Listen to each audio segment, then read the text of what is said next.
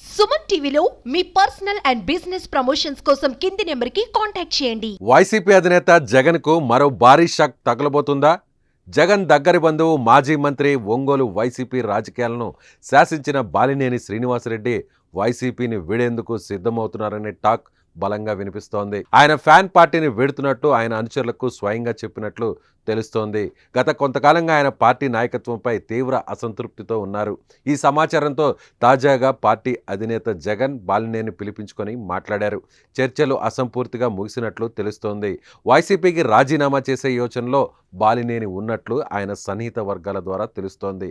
నేడో రేపో పార్టీకి బాలినేని రాజీనామా చేసే అవకాశం ఉందంటున్నారు ఆయన సన్నిహితులు.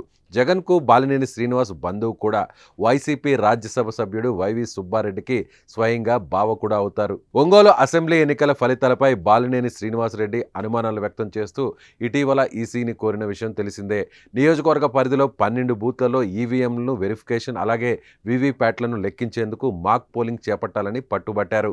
ఆయన చేసిన పోరాటంలో వైసీపీ అధినాయకత్వం సరిగ్గా సహకరించలేదని అప్పటి నుంచి బాలినేని తీవ్ర అసంతృప్తితో ఉన్నట్టుగా తెలుస్తోంది.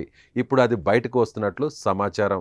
2012లో కాంగ్రెస్ ప్రభుత్వంలో మంత్రి పదవికి ఆ తర్వాత పార్టీకి రాజీనామా చేసి జగన్కు మద్దతుగా వైసీపీలో చేరారు బాలినేని.